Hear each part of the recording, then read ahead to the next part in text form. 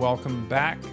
We are in the middle of a series on looking at the concept of dating, looking at the possibility of dating, or maybe breaking up through the lens of the gospel, through biblical principles. And honestly, I would say a lot of this, when we talk about through the lens of the gospel, the fact that Jesus died and rose again means that the Bible is true. It validates the Old Testament. It validates the New Testament, because Jesus rising from the dead is the central, it's the central hope of our faith. But the Bible tells all about Jesus, and if Jesus validates the Bible, and Jesus' resurrection validates the fact that he was real, that he existed, that he is king. And so if Jesus is king and he's given us his word, then his word, all of his word, should help guide us in decisions like this. And so I've, again, on Monday, probably Tuesday, Wednesday, every day I've said, if you are young, if you're elementary, if you're middle school, if you're early high school, my suggestion to you is don't worry about dating at all. It's a complete waste of your time. It's a waste of your heart. Proverbs 4:23 says, above all else, guard your heart, for it's the wellspring of life. In Matthew 6:33, Jesus says, seek first the kingdom of God and his righteousness, and all these things will be added to you. So if you're young, this is really the time of your life to work on yourself, to work on pursuing Jesus, and also to pay attention to the relationships around you. What's healthy? What's not healthy? What can I learn from? As you get to be maybe a late teenager, I married my first wife that I met in high school, my senior year of high school. And I had a very happy marriage with her until she went to be with Jesus. God has blessed me to be married again. So I have a couple great experiences on catching incredible women, which is good because some of my early dating relationships in high school were just idiocy. And I want to spare you from that. Learn by observation, not by doing the same dumb mistakes. So here today are some minimum questions that I think you should know about somebody else before you would date them. And this just kind of flies in the face of people saying, well, I want to date somebody to get to know them.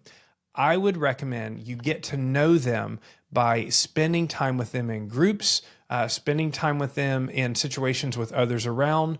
And some of the questions that we're going to get through today, you'll see why I think that. Big part of that reason on dating somebody to get to know them, people for the first part of a dating relationship often put on kind of like a fake front. They put on the best image of who they are. And so if they like you and you like them, you guys might both be kind of, playing up how awesome you are a little bit, playing up how kind and sincere and servant-hearted you are. But if you watch somebody, if you observe somebody in groups around other people in, a lot of different settings, you'll learn a lot more about them than just simply like dating them to get to know them. So these are the questions that I think you should ask before dating them. And if you would like a copy of all of the questions from this week, text the word THINGS, THINGS, to 66866. And when you get an email from me, it'll have a lot of resources on it, but you can just reply back and say, hey, I would love your questions on dating. So here's the questions to know before dating somebody. Are they honest? Are they honest? Like, do you see that they're honest? If they're not honest, run. You want nothing to do with them. If they're dishonest to other people, they're going to be dishonest to you. Next, how do they treat people from whom they have nothing to gain? I talked about this yesterday about yourself, and I think it's a vital question to ask about somebody else. Not how do they treat you in this moment, because if they're interested in you, you look good, you smell good, you got, you're popular or you got status or whatever it is, and they're interested in you, they're going to put on their best front. They're going to put on the best version of themselves, and that might not be the accurate version of themselves. The accurate version of who we really are is how do we treat people that we have nothing to gain from? Because eventually, if you stay with somebody long enough, they're going to get to the point where they don't have anything to gain from you, and that's how they're going to treat you. Next question, how do they treat their parents? How do they treat their parents? And I know, like, you may think that has nothing to do with how they'll treat you. I have been in ministry 25 years. I've done a lot of weddings. I've been in a lot of counseling situations. And let me tell you, the default way that people treat their mom and dad is the default way that they treat their loved ones when they get in pressure situations. And so if they're kind, if they're honest, if they're servant-hearted, that's probably what you can expect. But if they're lying, if they're manipulative, if they're backstabbing, just get ready, get your back ready, because it's coming for you too. So how do they treat their parents?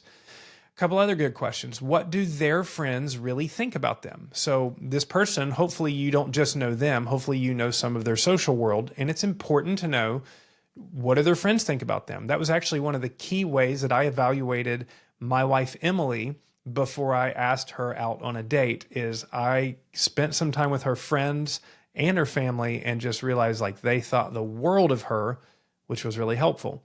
Next, what do my friends, what do your friends really think of them? So what do their friends think about them? And then what do your friends think about them? Hopefully you have got some good friends. Hopefully you have some wise friends. And if you do you trust their judgment? If they're saying, hey, I think this person's bad news, I think you should be away, you should listen, or you should at least explore it. I had a friend in high school do that to me one time, and they were right. And I found out literally within like 12 hours of them saying that this person was being very, very, very dishonest with me. So you should really pay attention to what do their friends think about them and what do your friends think about them. Next question, is there any evidence that they are pursuing a relationship with Jesus? Very different from, oh yeah, well, they say they're a Christian. Great. Do you know that like half the world in some sense says they're a Christian? The real question is, do they show evidence that they're pursuing a relationship with Jesus? And if they don't, run, because people can say all kinds of things, but their actions will play it out. I want you to connect with somebody who is actually pursuing Jesus, where you don't have to be the missionary, where you don't have to beg them to. Next question. This may not seem like much to you now, but trust me, it matters. Do they have a work ethic? Do they have a work ethic? Do they show that they're a hard worker? That's going to really matter to you at some point, because if you get with somebody because they're charming and they're funny and all of this, and then you're really deeply connected, and then you realize they are lazy and they put everything on everybody else, you're going to be miserable. So look on the front end. Do they have a work ethic? And then finally, can you remotely see yourself with this person for the rest of your life? Not that you know it's going to happen, not that you like can predict the future, but can you remotely see that, oh, you know what, this could work out for the rest of my life if enough things go right and we continue to grow together. If you can't, why would you want to get into that relationship in the first place? Why would you want to commit to that person in the first place? Why would you want to set yourself up for heartbreak? Because if you know that it's not going to last, you're just waiting to get your heart broke. Now, tomorrow I'm going to talk about healing from heartbreak, but today I want to try to help you avoid heartbreak. So these are great questions to help you make wise decisions, get with great people, and avoid heartbreak. Again, if you want a copy of them, send me a text. Text things at 66866. That's things at 66866, and I'll be happy to pass it along to you. Have an awesome day.